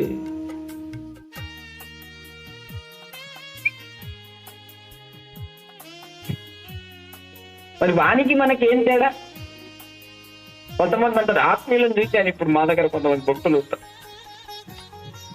నేను ఒక్కనే కూర్చుంటాను కదా, ఏం చెప్పలేను కదా. ఇప్పుడు అంటే నా ఎదుట ఎవరు రాలేడు. ఖాళీగా ఉన్నప్పుడు వచ్చేసి నేను గౌరవించాను. ఏమైంది? నేను బాధపడితే దేవుని దగ్గరికి వెళ్తాను. వేరే ఇక ఆత్మీయురాలే అంటాను కానీ మరి చెప్పాలని వేసేది. సరే చెప్పు. నీ బాధ నీ దగ్గర ఉన్నప్పుడు చెప్పుకోండి. ఏం చెప్తావు అంటే, ప్రభువా ఈ పోలీసోడు నన్ను పెట్టిన బాధ మంచిది కాదు, ప్రభువా విన్ని లేపేసి. ఇదే నా ప్రార్థన. నీలో అంత బలమే ఉంటే నీ ఆత్మీయురాలు నీకు హింస కలిగించి ఆ దయ్యాన్ని ఎందుకు వెళ్ళగొట్టవు? నువ్వు రోషం కలిగినోడివైతే, నువ్వు రోషం కలిగిన దానివైతే నిన్ను హింసింపజేస్తున్న ఆత్మీయులను బట్టి ఆ దయ్యాలను ఎందుకు వెళ్ళగొట్టలేవు? నువ్వు ఆత్మీయుడివైతే దురాత్మలతో పోరాడు. ఇప్పుడు మాంత్రికురాలకి నీకు తేడా ఏంటిది? కనీసం ఇంకిద జ్ఞానం మనకు ఉండాలి. మనం భక్తి చేస్తాం, ఏమైంది తల్లి భక్తి చేయి భక్తురాలా అంటాడు. ఆమె ఎన్ని రోజులుండలే ఎదగనే, ఆమె నీ ఎదుగుదలకేనట. ఎదగడం అంటే ఏమనుకుంటున్నావు? హాయిగా జోలపాటలు పాడేదా? శ్రమలలో సిలువ మోసుకుంటూ ముందుకెళ్ళడమును, దేవుని ప్రేమిస్తూ సహిస్తూ ఓర్చుకుంటూ ప్రేమతో ముందుకెళ్తే ఎవరు నిన్ను ఏం చేయలేడు. కానీ నీ మాయారోగం ఏంటంటే నాకు ఇక్కడ కష్టాలు వచ్చిందో అని. ఆమె కాదు, అసలు నీ సుఖమే నేను నాశనం చేసింది. ఫస్ట్ యేసు ప్రభు నీతి సంపాదించడం కోసం శ్రమ పడ్డాడు కానీ సుఖపడలేదు. ఒక మాట చెప్తే కూడా భరించుకోలేని పరిస్థితిలో నువ్వు ఉన్నావంటే నువ్వు సుఖంలోనే ఉన్నావని అర్థం. లేదన్నయ్య నేను బాగా తట్టుకోలేక నా ప్రభువుకు చెప్పుకుంటా కానీ ఎవడేమని ఎన్ని పుల్లలు పెట్టినా నా ప్రభుతో నా సహవాసం, నీ నీతిని కోల్పోనని నీతికి తగిన కష్టాన్ని నువ్వు అనుభవిస్తున్నప్పుడు నీతిమంతులను ఆయన కదలనీయడు. నీతిమంతుల ఏరు ఓరాన నాటబడి ఉంటది, పచ్చని ఒలివ చెట్టు వలది ఫలిస్తుంది. ఆ లోపల కొన్ని గలిబిలి కలుగుతాయి, కొన్ని వేదనలు కలుగుతాయి. నీవు గుర్తుపెట్టుకో, నీ ప్రభు నిన్ను నమ్మదగిన వాడు, నరమాత్రుడిని ఏమీ హల్లెలూయా చేయగలరా? దేవుడు ఈరోజు నీకు ప్రశ్న ఇస్తున్నాడు, గుర్తుపెట్టుకో, మర్చిపోకు. నువ్వు దేవుని సంఘానికి వచ్చేటప్పుడు ఏ విశ్వాసులతోటి సేవకులతో కూడా నీకు సంబంధం లేదు. 6వ వచనం చదివాడు అక్కడ. పడిపోవడం విషయం ఎదగడం ఉంటే అనుమానం ఉంటది, కానీ దేవునికి దూరం అయ్యే విషయం అయితే సేవకులను కూడా మనం చూడకూడదు. ఎందుకంటే వాళ్ళ ద్వారా మనం దేవుళ్ళు ఎదగాలనే కానీ పడిపోకూడదు. ఏమన్నాడు అక్కడ 6వ వచనం? ఒకడు నేను పౌలు వాడను, మరొకడు నేను అపోల్లో వాడనని చెప్పినప్పుడు మీరు ప్రకృతి సంబంధమైన మనుషులు కారా? అపోల్లో ఎవడు? ఎందుకు ప్రకృతి సంబంధమైన వాళ్ళు అన్నారు? నేను ఒక మనిషి నిబంధన చేసుకున్నాననే మీనింగ్ వస్తుంది అక్కడ. దేవునితో చేసే నిబంధన వేరే, మనుషులతో చేసే నిబంధన వేరే. మనుషులతో చేసే నిబంధన ఇవాళ ఉంటుంది, రేపు పోతుంది. నాకు ఎంతమంది నిబంధనలు చేసిన వాళ్ళు లేరు, పేపర్లు రాసి సంతకాలు పెట్టి ఇచ్చిన వాళ్ళు ఉన్నారు. నేను ఆల్రెడీ డాక్యుమెంట్లు కూడా పెట్టుకున్నది. అది నేను స్కానింగ్ ఏమంటారు దాన్ని కాదురా, అది రేడియేషన్ లామినేషన్ చేపించుకొని పెట్టుకున్నా నేను. అది ఎన్ని చిట్టీలు రాసిండ్రు, ఎన్నిసార్లు చింపేసిండ్రు. మీకు అలాంటి వాళ్ళు కనిపించారు. నేను అనుభవించిన ఆ బాధను.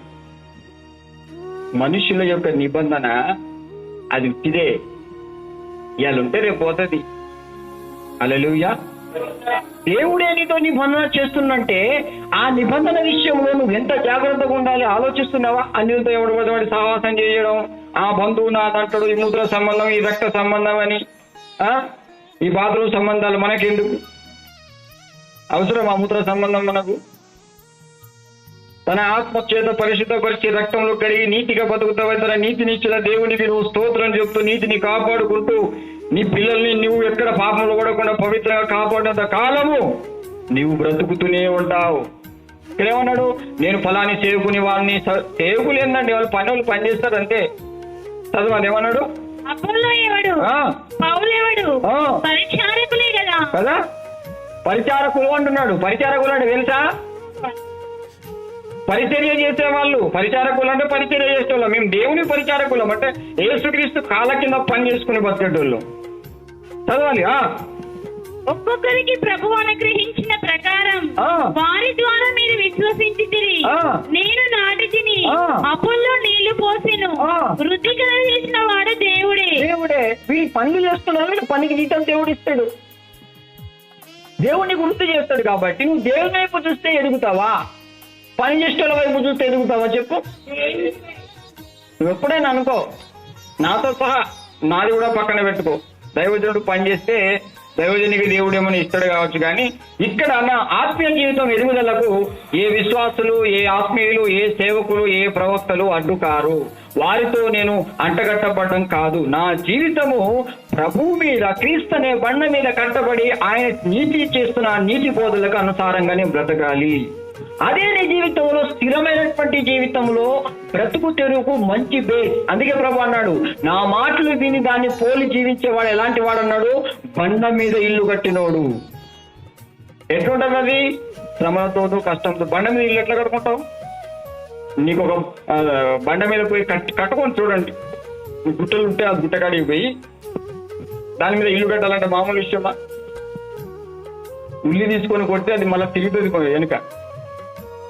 బండ అంటే క్రీస్తు ఇచ్చిన నీతి మీద మనం కట్టుకోవాలంటే కష్టం. కానీ ప్రార్థన చేసుకుంటూ దేవుడిచ్చే శక్తిని బట్టి మనం ప్రార్థనతో ఆ బండ మీద మనం కట్టుకుంటూ ఎంతో నీతితో కష్టపడాలి. అందుకనే ఇప్పుడు దేవుడు చెప్తున్నాడు, అన్యుల సహవాసం నువ్వు చేయకు, అన్యులతో క్రియల్లో పాల్గొప్పులు పొందకు. అన్యులతో సహవాసం అంటే వారు చేసే క్రియలు నువ్వు చేసే సహవాసం చేసినట్టే. పవిత్రంగా జీవించాలి. అందుకనే నీతో నేను నిబంధన చేసిన కాబట్టి ఈ నిబంధన విషయంలో నువ్వు పవిత్రంగా జీవించడానికి కష్టపడు. ఇంకో వాక్యం చదువుదాం. హెచ్కేల్ గ్రంథంలో, అదే హెచ్కేల్ గ్రంథంలో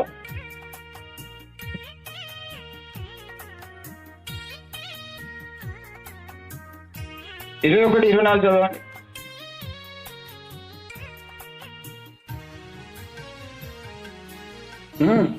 ప్రభు అయిన యెహోవా ఇలాగు సెలవిచ్చుచున్నాడు, మీ అతిక్రమములు బయలుపడుట వలన మీ సమస్త క్రియలలో నుండి మీ పాపములు అగ్గుపడినట్లు మీ దోషము మీరు మనస్సునకు తెచ్చుకొనినందునను నేను మిమ్మల్ని జ్ఞాపకము చేసుకొనినందునను మీరు చేయి చిక్కి ఉన్నారు. చూడండి, మీరు చేసే పాపాలు, మీరు చేస్తున్న అక్రమాలు మీరు గుర్తుకు చేసుకుంటూ వాటిని మానేయకుండా ఆ క్రియల్లోనే చిక్కుపడ్డారు కాబట్టి నేను గుర్తుకు చేసుకుంటున్నాను, నువ్వు ఇలాంటోడివి, నువ్వు ఇలాంటి దానివని.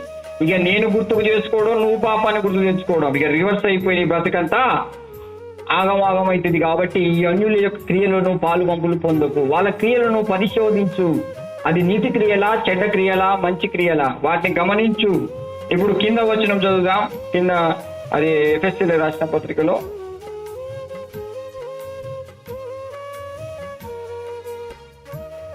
5వ అధ్యాయము ఎఫెసీయులకు 11వ వచనం చదవండి. నిష్ఫలమైన అంధకార క్రియలలో పాలివారై ఉండగా వాటిని ఖండించుడి. వాటిని, ఈ చీకటి క్రియలు ఎక్కడైతే మన దగ్గర ఉంటుందో వాటిని మనం ఏం చేయాలి? ఇది తప్పు అని ఖండించాలి. మనం ఏం చేస్తాము? అవునా అంటాం. అది మంచో చెడో నీకు తెలియనప్పుడు ప్రార్థన చేయొచ్చుగా కనీసం. అట్లా చేయం మనం. వాడు మా బంధువు, వీడు మా అన్న, వీడు మా అక్క, మా తమ్ముడు. ఎవరితో చేసినావు నిబంధనను? ఫస్ట్ అన్యులతో సహవాసం చేసుకుంటూ నేను దేవుని భక్తురాలని, దేవుని భక్తుడిని అంటే వాళ్ళలో కూడా సైతాన్ గారు నేను దొరుకుతాడు. ఇక ఇల్లు వదిలిపెట్టి పారిపోవాలి లాస్ట్కి నువ్వు. కొంతమంది చూడండి, ఎవడో ఒకడు అన్యుడు వచ్చాడో కూర్చుంటాడు. కనీసం వాళ్ళకి దేవుని గురించి చెప్పారా, వాళ్ళకి దేవుని గురించి నీతి చెప్పారా, ఈ తప్పని వాళ్ళు ఖండిస్తారా? వాళ్ళ సినిమాలు తీసినా వీళ్ళు అట్లే చూసుకుంటుంటారు. ఇంకా వాంతి నేర్చుకుంటాడు రోజు రోజు. చెప్పు, ఫేస్బుక్ ఎట్లా చేయాలి, వాట్సాప్ ఎట్లా చేయాలి. అలా వాక్యం ఏమో ఖండించరా బాబు, దుర్నీతి క్రియలు ఖండిస్తే నీతికుంటావు, నీతిమంతుడు బ్రతుకుతాడు, వాని యొక్క ఏరు ఎవరైనా నాటబడుతుంది, అది ఎప్పుడు ఫలిస్తుంది, నీతిమంతుడిగా నువ్వు బ్రతకాలి అంటుంటే వీడియో అక్కడ చూసుకుంటుంటాడు. ఏం కాదన్నా, వాళ్ళు మనకు తెలిసిన వాళ్ళు కదా అన్న. అంటే మరి నేనెవరిని? నీతో నిబంధన చేసింది ఎవరు మరి? చెప్పవు. నీకోసం రక్తం కాచిన ఆయన ఎవరు మరి? నోరు లేదా నీకు? నిన్ను స్వస్థపరిచేది ఎవరు మరి? యేసయ్యేమో పరోడైపోయాడు. వాడు ఎక్కడో సుట్టదాగినోడు వచ్చేసి కూర్చుంటా మా అట ఎన్ని రోజులు అయ్యాక చుట్టదాకా చుట్టాలు వచ్చింది కదా, ఏం చేసుకొచ్చిన చుట్ట ఇంత పెద్ద చుట్టేసుకుని వస్తాడు. మనం ఎన్ని తప్పుల్లో ఉంటాం, వాటిని ఖండించుడి. కరెక్ట్. నా బిడ్డ ఇప్పుడు లేదు కానీ అని కూడా డైరెక్ట్ చెప్పేది, ఉండిపో అంతే. సుట తాగుతావు కానీ సుట్టపడిపోతే జాగ్రత్త నీదా. అయ్యో ఎవడు మావ, ఎవడక్క, ఎవరు దేవుడు, ఎవరు నా నీతి క్రియలు, ఈ చెడు క్రియలను ఖండించినప్పుడే నేను దేవుని బిడ్డను. Praise the lord. ఉంటది అంతా బాగానే కానీ అన్నాను. ఏమనుకోకు దయచేసి, నేను చాయ్ పోతానికి నీళ్ళు పోతా కానీ ఇది ఎందుకు చెప్పు, దీని ద్వారా నువ్వు ఎంత నష్టపోతావు తెలుసా, దేవుడు ఎంత బాధపడదు తెలుసా, ఏసై నీకు ఎంత ఏడుస్తుంది తెలుసా అని చెప్తూనే ఉంటది. వాళ్ళు ఆమె ఇంటికి ఆ రూమ్ కాడికి రావాలంటేనే గడగడ వణుకుతారు వాళ్ళు. వాము ఇవి రాగానే దేవుడి స్టోరీ. ఇప్పుడు ఇస్త్రీ చేసే టైం ఉన్నది ఇక్కడ. ఇస్త్రీ ఆమె ఆ ఇంటి పక్కలను తీసుకొచ్చాడు గుర్తుపెట్టుకొని, ఏం కాదు, ఓకే రైట్ ఇస్త్రీ పెట్టుకుందంట, రైట్ చెప్పు. వాని కంపు వీని కంపు, వాని చెత్త వీని చెత్త మొత్తం వెనక చెత్త కొండలో ఏరుకుంటారు కదా, ఏరుకొని రోజుకో చెత్త. ఆ చెత్త భారం బాగా విరిగిపోయి అవసరమా మనం మందిని తీసుకొచ్చి నీ ఇంటికి రావాలంటే వాళ్ళు గుబులు పుట్టాలి. ఫస్ట్ ఏం చేస్తే అంధకార క్రియలను ఖండిస్తే, ప్రార్థన చేసుడు కాదు, ఫస్ట్ ఖండించడం అనేది ఒక బిడ్డే. మనం ఖండించాం, పాడు మూత్ర సంబంధం, వీడేమో బాత్రూమ్ సంబంధం, ఈ సంబంధాలు మనకెందుకండి? ఆ స్త్రీలు అనుకున్నాం, దేవుని ప్రజలం అనుకున్నాం, పరిశుద్ధమైన యాజక సమూహం అని పేరు రాష్ట్ర పత్రిక అంటుంది.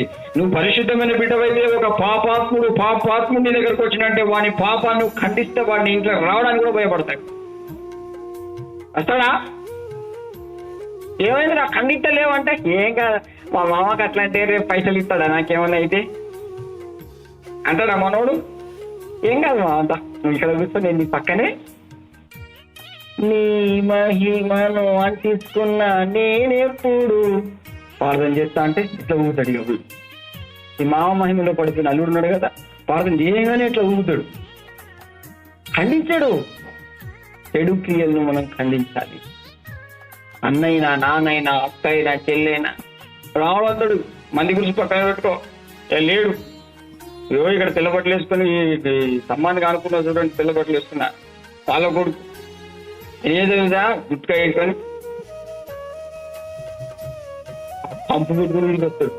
జాగ్రత్త, నీకు నాకు సంబంధం ఉంటే ఇంటికాడ మందిరానికి వస్తున్నావు, పంపు పెట్టుకుని వస్తే నీకు గంపలు దిగుతాయి, బయటికి పోవట. అక్కడ పోయి గొప్ప పట్టుకొని నీకు నాకు మంచి సాహసం ఉంటే చేద్దాం. ఈ చెడు క్రియలో వాటిని ఖండించమంటుంది బైబిల్. తాగుంటే నీకు సోబత్ లేదు, మునోడు ఒకటి అట్లే పోయాడు. చెప్పాలని కాదు, వాళ్ళ బాధలో ఉండదు, నాకు వాళ్ళ బాధ పెట్టాలని ఉద్దేశం లేదు. తాగి దైవజనుడు స్నానం చేస్తాడు, తాగి ఇంట్లో వచ్చేసి ఒక కంపు కాదు బాబు, నేను దైవత్వం కలిగిన వాడిని, నీ సంబంధం ఉంటే వాళ్ళతోటి తాగి దైవజన్ దగ్గర రావద్దు నాయన, మంచిది కాదు, పోరా బాబు అన్నాడు. ఒకసారి కాదు, 8 సార్లు ఊరినా వానికి అర్థం కాదా. వాళ్ళ అక్క పవర్ తోటి నాకు మా అక్క సపోర్ట్ చేస్తానికి, ఇల్లు నీదా, మా అక్కది, మా అక్క బయటలు పెట్టుకున్నదని ఉర్ర వీగిడు. నాకు బీపీ లేచి ప్రేమనే చూసింది కానీ నా దగ్గర బీపీ చూడలే వాళ్ళు. ఇంకా దేవుని ప్రేమ చూస్తే మనం ఇలా ఉంటాం, సత్యనంగా చూస్తాం, దేవుని కోపం నరకం లేచి తొక్కుతాడు.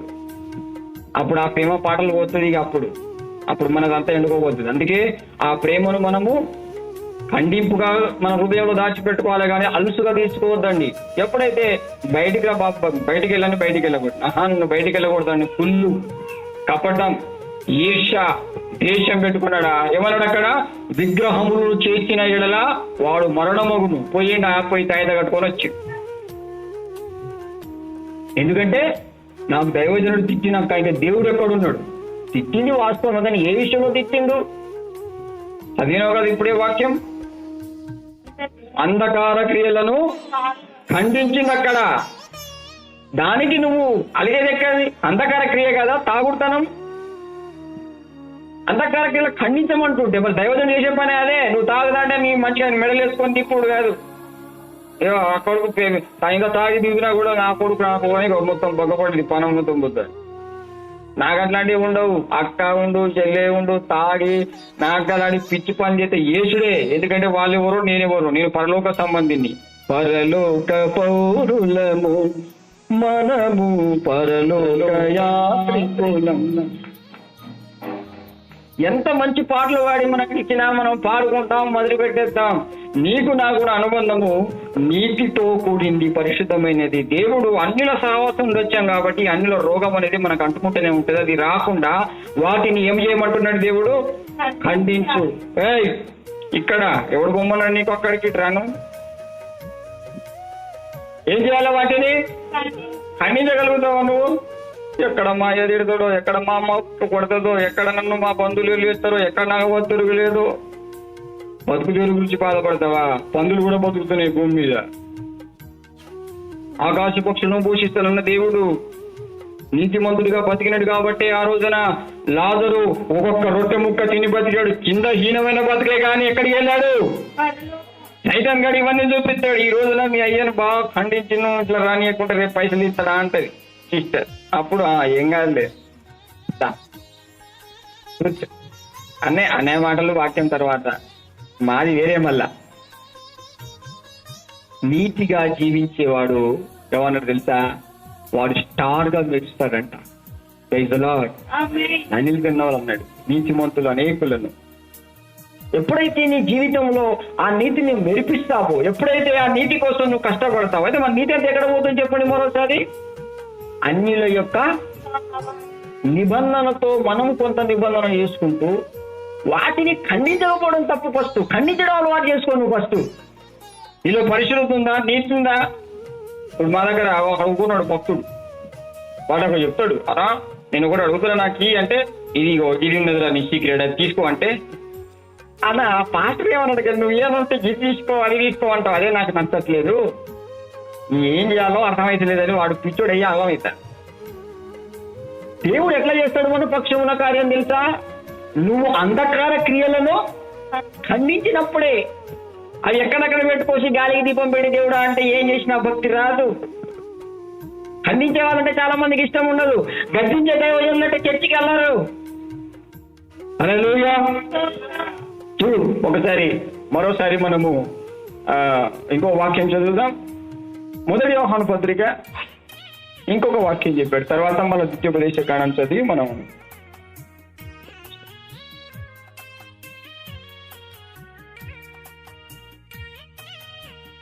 1 యోహాను పత్రిక 11వ వచనం, 2 యోహాను పత్రిక 11వ వచనం.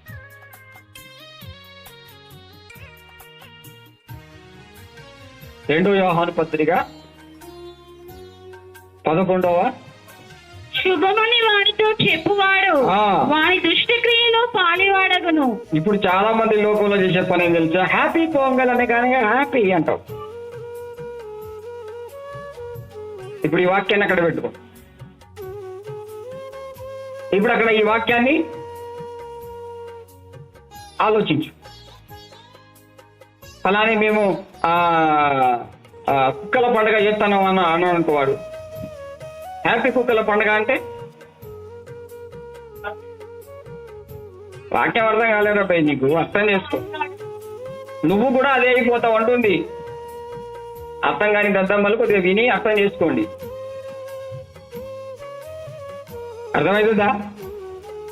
బతకవరాగా నేను ఉయ్యాలో ఉయ్యాలో ఉయ్యాలో అని పాడతానయ్యాల. నేను ఉయ్యాల బతకమంటా. నీ పండుగ నీకు మంచిగా ఉయ్యాల ఊపును కాక అంటే ఏమైపోతావట? నువ్వు కూడా ఉయ్యాల ఊగినట్టేనట. శుభమని చెప్పకూడదట, అలాగే జరుగును కాక అనకూడదట, శుభం కలుగును కాక అనద్దట. ఎందుకంటే మనం ఉంటాం ఒకటేసారి వాళ్ళకు తెలియని వాళ్ళ గురించి కాదు, ఇక్కడ తెలిసిన వాళ్ళకు, చెడు మంచి తెలిసి చేసే వాళ్ళకు చెప్పకూడదు. హల్లెలూయా. ఇంకేం లేదండి. ఎవరన్నా ఇప్పుడు అన్ని మనకి ఇదైతే అంటారు, వాళ్ళకు మనం ఉంటాం శుభం కలుగును కాక అనేస్తాం. ఎంతవరకు నేను చూసావా? ఎవరైనా చెడు క్రియల్లో ఉంటే, అన్నా ఈరోజు మన భక్తుడే ఫోన్ చేసి, అన్నా మేము ఈ రోజున ప్రేమించుకున్న రోజు అన్నా, ఈ ప్రేమించుకున్న రోజును నువ్వు ఒకసారి బ్లెస్ చేయవా అన్నాడు. ఏం చేయాలి ఇప్పుడు నేను? శుభం నా పెళ్ళి అయ్యిందిరా దానికి చేసా. అసలు ఏం మ్యారేజ్ చేసుకున్నావు, ఏం ప్రేమ? మేము మొత్తం ఏకాశిలా పార్కులో ప్రేమించుకున్నాం అన్నా అన్నాడు. ఇట్లా నేను శుభం చెప్పాలా? సరే కానీ నేను బాత్రూమ్ వస్తాను, బయటికి పోతానా, కొద్దిగా వెనక చేస్తాను. ఆ ఫోన్ లేపు లేదు నేను చేసి. నువ్వు ఎంత జాగ్రత్తగా ఉండాలి తెలుసా? లోకంలో నీ మాట ఉట్టిగానే సులువుగా చిక్కుడు పెట్టేస్తారు అంతే. చాలా జాగ్రత్తగా ఉండు. అందుకే ఎవరితో నిబంధన చేయకు. పవిత్రంగా పరిశుద్ధంగా భయభక్తితో బతుకు. అప్పుడు నువ్వు ఇంకా చాలా రోజులు ఉంటావు భూమి మీద. కరోనా వాళ్ళ అమ్మ వచ్చింది, తర్వాత వాళ్ళ నాన్న వచ్చిండు. ఫస్ట్ కరోనా వచ్చింది, ఇప్పుడు అమ్మ వచ్చింది, ఇప్పుడు నాన్న నడతాడట, ముసలోడు అయిపోయిండు. ఇంకా పెద్ద పెద్ద కూటం ఉన్నది, దాన్ని వచ్చేది ఉన్నది. అట్లాంటి ఎన్ని వచ్చినా నీకేం కాదు. కారణం ఏంటంటే దాని క్రియలలో పాలు పంపులు పొందకుండా ఉన్నావు కాబట్టి. ప్రకటన గ్రంథంలో చూడండి, ప్రకటన గ్రంథంలో బబులోను దేవుడు ఎందుకయ్యా నువ్వు ఇలాంటి శిక్ష విధించినావంటే, ఇదిగో ఈ వేశ్యతో సాంగత్యం చేసిన ఈ దాని క్రియలో పాలు పంపులు పొందినది కనుక ఈ మహాపట్టణాన్ని నేను భూమి మీద లేకుండా చేస్తానా అంటాడు దేవుడు. ఏది క్రియల్లో మనము పాలు పంపులు పొందకూడదు. నువ్వు చేయాల్సిన క్రియలు ఎలాంటివి ఒకసారి పరీక్షించుకో. అది పరిశుద్ధమైనయా, చెడు సంబంధమైనయా? అనే సంబంధమైన అయితే అన్ని క్రియలను మానేసే బిడ్డ. వాళ్ళని ద్వేషిస్తారు కావచ్చు, ఏందక్క మొన్నటి దాకా ఇంట్లో రాగానే స్టూల్ పెట్టి కూర్చోబెడతా అట్లే దాన్ని కూర్చోబెట్టేసి ప్రార్థన చేసుకొని, ప్రభువా నేను ఏసే ప్రేమించాడు, ఏసే కోసం బ్రతుకు, నీతిగా బ్రతుకు, లోకం ఎలా దేవుని గురించి చెప్తానే ఉండు, ప్రార్థన చేస్తూనే ఉండు. నువ్వు పిలిచినా ఇక రాదా ఆమె వస్తుందా? నువ్వు పిలువు అక్కడ, అమ్మో తప్పు అక్కడ పోతే ఇంకా టీవీ పెడతారు, ఫేస్బుక్ పెడతారు, వాట్సాప్ పెడతారు, లోకంలో అన్ని పెట్టేస్తారు. ఏమన్నారు వాళ్ళు దేవుని బిడ్డలక్క, నువ్వు మారిపోయినావు, నువ్వు మంచిదని కాదంటారు ఏమంటే. ఎందుకంటే నువ్వు మేలుకున్నావు. నీతిమంతులు మేల్కోవాలి. Praise the lord. నీతిమంతుడు గ్రహించాలి. నీతిని అనుసరించి బతకాలనుకున్నా నువ్వు దేవుని నిబంధనకు మనుషుల నిబంధన నీకు ఏ సంబంధము? నీ భర్తే కావచ్చు, నీ భార్య కావచ్చు, నీ కష్టాలు రావచ్చు, బాధలు వచ్చు, నువ్వు దేవుని మందిరాన్ని తిరస్కరించుకునే హక్కు ఎవరికి లేదు. మేలు చేస్తే ఇప్పుడు ఏమన్నాడు? అపోల్లో ఏమో నీళ్లు పోసాడు, ఒకడో విచ్చేసి వృద్ధి చేసింది. తర్వాత కింద వచ్చినాం కొరింథీయులకు రాసిన పత్రిక, నాటు వాణి వలన నేను 7వ వచనం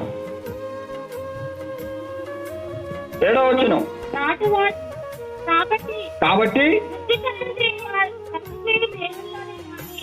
నాటి వాణిలోనైనను నీళ్లు పోయి వాణిలోనైనను. నాటిలోనే ఏమంటాడు? నేను నాటండి వీడు వచ్చిండా అంటాడు. వాక్యం చెప్పడం, నీళ్లు పోయడం అంటే ఏంటి? రోజు దేవుని వాక్యాన్ని నేను వాక్యం చెప్పందే వాడు ఎదిగిండా? పోసినోనికి అంతుంటే, నాటినోనికి అంతుంటే, వృద్ధి చేసినోనికి ఎంత ఉండాలి? మన రోగాలు కూడా అంటే ఎప్పుడు కానీ గుర్తుపెట్టుకో, నువ్వు ఎన్ని కష్టాలు పడ్డావో అని దేవుని దగ్గర ఎప్పుడు చెప్పొద్దు. నేను అది చేస్తే వీడు వచ్చిండు, నేను ఇక ఈమె దిక్కు లేనప్పుడు ఇది చేసిన. అసలు నువ్వు ఆత్మీయుడివేనా, ఆత్మీయురాలివేనా? బాబా భాషలు మాట్లాడేస్తావు నువ్వు. అర్థం చేసుకోవా? మంచి దేవుడు మన కోసం మేలు చేశాడు. నేను ఇదే చేశాను, పొద్దుగాలు లేవా కానీ ఏసయ్య వచ్చేసి నేను ఇదే చేశా అని చెప్తాడా నీకు? దాన్ని గ్రహించుకో అంటాడు. వాళ్ళు నువ్వు ఏం చేసినావు మనకు తెలవరా? తెలుసు. ఒకవేళ మర్చిపోయినా దేవుడు దాన్ని ఖచ్చితంగా జ్ఞాపకము చేస్తాడు. హల్లెలూయా. పర్టికులర్గా చెప్పకూడదు, నేను కష్టపడితే ఏమీ ఉన్నది, నేను కష్టపడితే ఏమి అన్నం తింటాను, నేను కష్టపడితే ఏమి ఉద్యోగం చేస్తాను, నేను కష్టపడితేనే ఏమి వచ్చి ఇక్కడ చర్చిలో ఉంది, నేను కష్టపడితేనే డ్రమ్ము కొడతాను, నేను కష్టపడితేనే వాడు ఆటో తీసుకున్నాను, నేను కష్టపడితేనే. ఈ దీర్ఘాలు ఎందుకు? వృద్ధి చేసిన ప్రభు దగ్గర మనం అందరం సహోదరులు ఉందంగా కష్టపడి ప్రార్థన చేస్తూ ఒకరినొకరు ఆదరిస్తూ దేవుడు కనపరిచే ప్రేమనే కనపరుస్తూ ముందుకెళ్ళాలి. హల్లెలూయా. చదవాలి. ఏమన్నాడు? కొరింథీయులకు చదువు. నీళ్లు పోయేవాడు ఒక్కడే. నీళ్లు ఏం చదువుతున్నావు? నాటువాడును నీళ్లు పోయేవాడును ఒక్కడే. వాడు తాను చేసిన కష్టము కొలది జీతము పుచ్చుకొనును. జీతం ఉన్నదా లేదా దేవుని దగ్గర? ఎవడు మీకు ఇలాంటి వాళ్ళు కలుగుతారు? నేను చేసిన అంటే నువ్వు కష్టపడడానికి దేవుడు ప్రతిఫలం నీకు ఖచ్చితంగా ఇస్తాడు. మరి వాళ్ళకి ఇస్తాడని తెలిసిన తర్వాత నేను నీళ్లు పోసినా అంటే నువ్వు ఎందుకు ఆగిపోతావు చర్చికి రాకుండా? ఓ సోది ముఖం, చాట చెవులు కూడా చెప్పండి అందరూ. అట్లా చెప్తే తక్కువ వింటారు, మంచిగా చెప్తే వినకూడదు. ఇట్లా తిట్టినావు అనుకో, నన్ను తిడతాడేదని ఇట్లా చూస్తారు వాళ్ళు. అమ్మా చెల్లి అంటే అర్థం కాదు వాళ్ళకు. చాట చెవులు కూడా చెప్పు. నేను నీకు నీళ్లు పోతే నేను ఎదిగినావని ఎవరైనా చెప్తే నువ్వేం చేస్తావు? నేను నీళ్ళు పోతే చచ్చిపోతా, ఇక నీది లేదా వాక్యం? నువ్వు నీళ్లు పోతే నీ జీతం వేసే అవుతున్నాడా? నువ్వు అడుకోదు, నువ్వు జీతగాడివి అని చెప్పవా? నువ్వు జీతం పెట్టుకున్నా, నువ్వు జీవితాన్ని దేవుని ప్రతిఫలం పరలోకం ఇస్తాడని కదా, నువ్వు పుణ్యాన్ని కదా, నాకు సాయం చేయలే కదా అంటావా? ఆ పని చెప్తావా మాటలు? అబ్బో వాళ్ళు చెబుట్టి నీ చర్చికి వచ్చినట్ట ఇంత మాట చెప్పినాక మేము ఎట్లా రావాలన్నాయో చర్చికి? పైసలు పెట్టి కొనుక్కున్నారా వాళ్ళు ఏమన్నా? దేవుని మందిరం దేవుంది, ప్రతి ఒక్క బిడ్డ రావచ్చు. కొంతమంది డేర్ చేస్తారు, ఎక్కడైతే ఎవరైనా నాతో ప్రభు నిబంధన చేశాడు, ఆయన నిబంధన ఎన్నడూ మీరను. Praise the lord. ఒకవేళ దైవజనుడు దేవుడు చెప్తే అది కూడా దైవజనుడు సొంతంగా చెప్తే కూడా తప్పే. దేవుడు కనుక ఒకవేళ మాట్లాడి ఇదిగో వీళ్ళు మందిరానికి వచ్చి కూడా హేయ క్రియలు చేసి పాపాలు చేస్తూ చర్చికి వస్తున్నాడు, ఈ పాపం చేసే వారిని సంఘంలో వెలివేయి అంటే అప్పుడు నువ్వు వెళ్ళిపోవాలి. ఉంది బైబిల్ గ్రంథంలో వెలివేయమని. తెలిసి తప్పు చేస్తే దైవజనునికి దేవుడు చెప్తూ చేయాలి. అది కూడా ఈ సబ్జెక్టు మనకేమో అర్థం కాదు. ఫస్ట్ మనం ఎక్కడ స్టార్ట్ చేసినామంటే న్యాయాధిపతిలోకి వచ్చేద్దాం. అందుకనే నువ్వు దేవునితో నిబంధన చేసుకున్న తర్వాత అన్యులతో నిబంధన చేయకూడదు. వారిని మెల్లమెల్లగా దగ్గరికి తీసుకొని రాకూడదు. అక్కే కావచ్చు, అత్తే కావచ్చు, తమ్ముడే కావచ్చు, ఎవడొచ్చినా యేసు మార్గం గుండానే రావాలి. చెప్పాలందరూ ఎట్లా రావాలి? ఏ మార్గం కూడా రావాలి? ఏసైని ముందు పెట్టుకో. ఏసై నమ్ముకుంటావా అని చెప్పు ఒక మాట. వాళ్ళు నమ్ముకుంటారా? మా పుట్టేడు దయ్యాలు ఉన్నాయి కాదే అంట. ఒక్కొక్క దయ్యం ఒకటి నాకు అనిపిస్తుంది. ఇప్పుడు ముందు ఒకటి ఊగుతా అనిపిస్తుంది, ఒకరు వెనక ఇక్కడ పైకి లేపుతారు. ఒక్కొక్క దేవుడు చూస్తే రాత్రి పూట ఫోటోలు పెట్టుకొని చూడండి. నేనైతే భయపడతా. అది 4 తీసుకొని 4 చేతులు, ఇటు ఒక 10 చేతులు కావాలా నీకు? కావాలా? మళ్ళా 4 చేతులు, ఇటు ఒక 4 చేతులు, ఇటు ఒక. ఈ బిడ్డకు ఒక చిన్న పుట్టినప్పుడు, ఇప్పుడు అట్లా చెప్తాను అనుకోకండి, పుట్టినప్పుడు నా కొడుకు 4 కాళ్ళు కావాలని ప్రార్థన చేస్తావా? పోనీ ఇంత పెద్ద ముక్కు బయటికి వచ్చిందనుకో, నువ్వు భయపడి వాడిని అక్కడే పడి పారిపోదు. దేవుడు అంటే నీకంటే సుందరంగా ఉండాలి. ఎంతటి సుందరుడు నా దేవుడు, ఎంతటి సుందరుడు, నేను ప్రేమించిన నా వీరుడు, నాకై ప్రాణం పెట్టిన స్నేహితుడు, నేను ప్రేమించిన నా వీరుడు, నాకై ప్రాణం పెట్టిన ప్రాణప్రియుడు,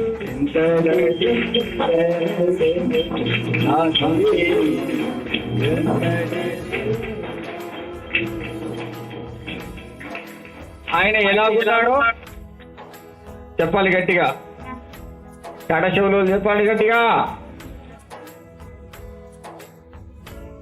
ఇంకా వెరైటీగా తిరిగితే చెప్తావా? ఎలాగున్నాడు? యేసుప్రభు ఎలాగున్నాడు? తిరుగుతా మరి చెప్పాలి గట్టిగా. వైట్ తర్వాత కొట్టుకోపోదు ఆయన ప్రేమలో. కానీ ఇప్పుడు ఎలాగున్నాడు యేసుప్రభు? మనం ఎలాగున్నాం? ఇప్పుడు ఉన్నోళ్ళకి ఎవరి పోలికలు ఎవరికైనా ఉన్నాయా? అప్పుడు అర్థం చేసుకోవాలి. నన్ను కన్నా నా తండ్రి ఆయనే, ఆయనకు పుట్టిన బిడ్డను, ఆయన పోలికలు నాకు రాలేదంటే నేను వాళ్ళు అయినా బుద్ధి లేదు మన వాళ్ళకు. ఈ రాత్రికి ఎంతమంది చేస్తారో ప్రార్థన చేయాలి. మనమే దేవుని ప్రణాళికలో ఉన్న వాళ్ళు రక్షింపబడాలని వాడిని నెట్టబోయి, ఆల్రెడీ వాడు ఫేస్బుక్ లో పెట్టిండో కూడా ఇట్లా నెట్టబోయి వాడితో పాటు వీడు గిరిగిలేసి పడ్డాడు. దాన్ని 2 పడ్డరు. వాడు పైన నేనే పోతా, నాకు నువ్వు కూడా రాని వాడిని గుర్తుకోపాయి. అన్యుల క్రియలలో పాలు పంపులు పొందకు. న్యాయాధిపతులు చదివి మనము ఎక్కడ వరకు వచ్చినాం? 3వ వచనం చదువు. కావున మీరు చేసిన పని ఎట్టిది? కావున నేను మీ ఎదుట నుండి ఈ దేశ నివాసులను వెళ్ళగొట్టను, వారు మీ ప్రక్కలకు శూలములుగా నందురు. చూడు, వారితో నువ్వు నిబంధన చేసుకుంటే వాళ్ళని పొమ్మన్న వాళ్ళు చెప్పాలి గట్టిగా. మంచిగున్నప్పుడేమో అత్తే, పొద్దుగాల సాయంత్రం అత్తే. అది రివర్స్ తిరిగి లేని క్రియలు చేసి నీ పానం తీద్దామంటే అప్పుడు అది పోతే బాగుండు. ఫస్టే నువ్వు మంచిగుంటే బాగుండు. హల్లెలూయా. ఫస్టే ఈ అత్త అక్క చెల్లి అనుబంధం పక్కన పెట్టుకొని ఎవడు నీతిపరుడు, ఎవరు పరిశుద్ధుడో, ఎవరు భయభక్తి కలిగిన వారి సావాసం చేసి ఉంటే ఈ గతి నీకు వచ్చేది కాదు. దేవుడు మరోసారి చెప్తున్నాడు, వాళ్ళు నీ పక్కలు ఏమైపోతారంట? శూలం వల్లే గుచ్చుతా ఉంటారు. ఇక గుచ్చినప్పుడు గుర్తుకొస్తాడు. ఎవరు? ఏం పాట పాడతావు ఇప్పుడు? ఎవరికి ఎవరు ఈ లోకములో ఎవరికి అప్పుడే పాడుకుంటే ఎక్కువగా హల్లెలూయా. లేకుంటే ఇంకో పాట పాడుతుడు తాగిపోతుడు బయట వాడు పాట. ఎవరు లేక వల్లనిలా ఎవరికి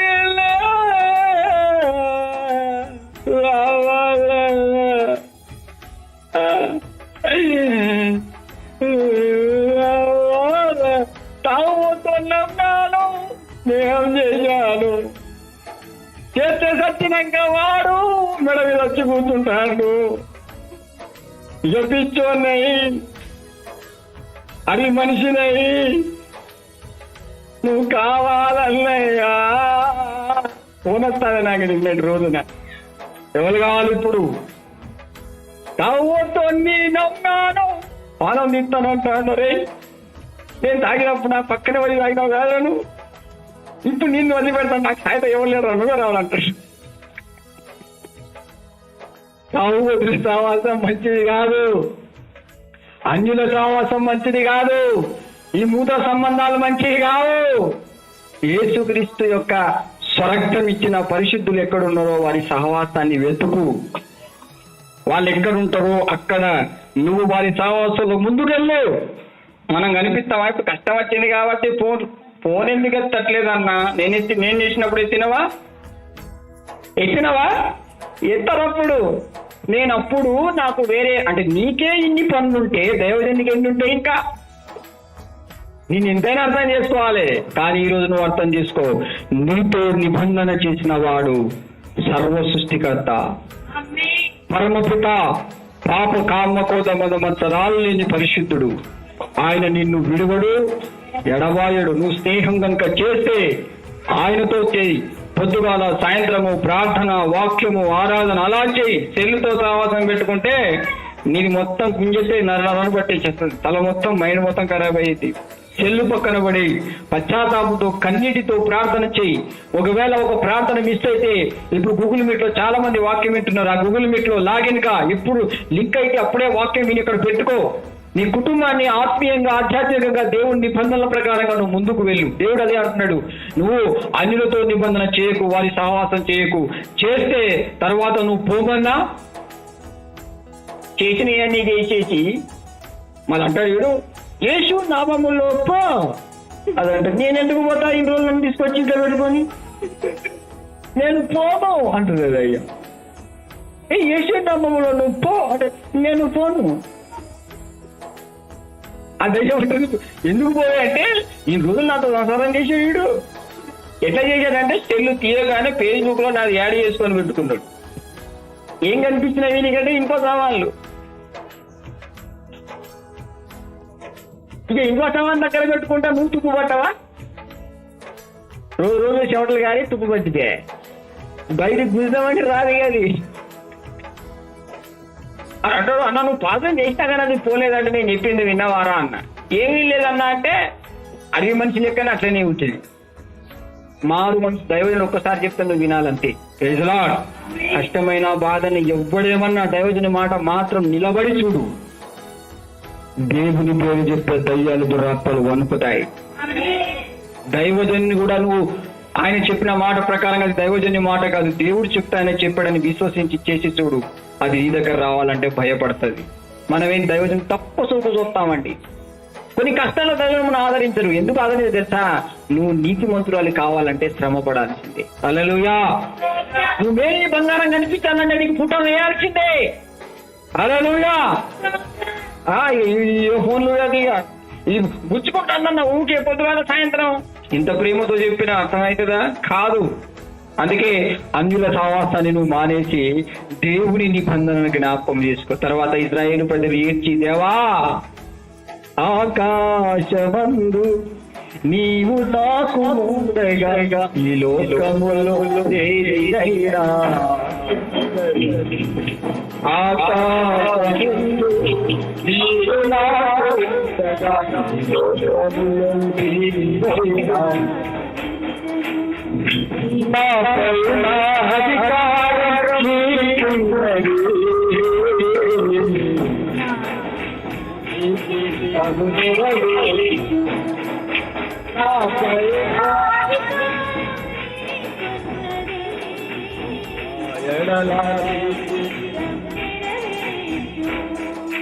హల్లెలూయా. నాకు దేవుడే ఉన్నాడని నువ్వు దేవుని వైపు చూస్తున్నప్పుడు ఏం చేసి తెలుసా, నీకు అవసరం ఉన్నది ఏదో వాళ్ళు చూస్తారు. పైసలు కావాలా ఇస్తారు,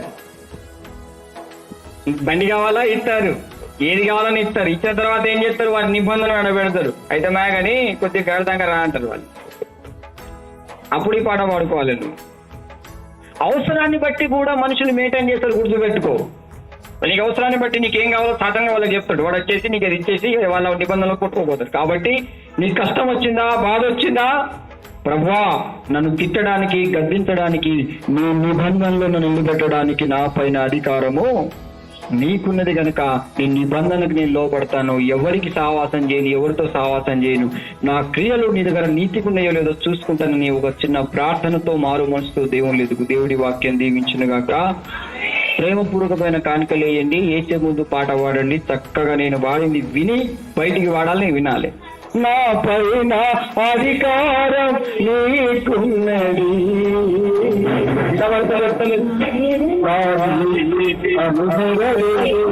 వాడు వాడు నా పైన అధికారం నీకున్నది.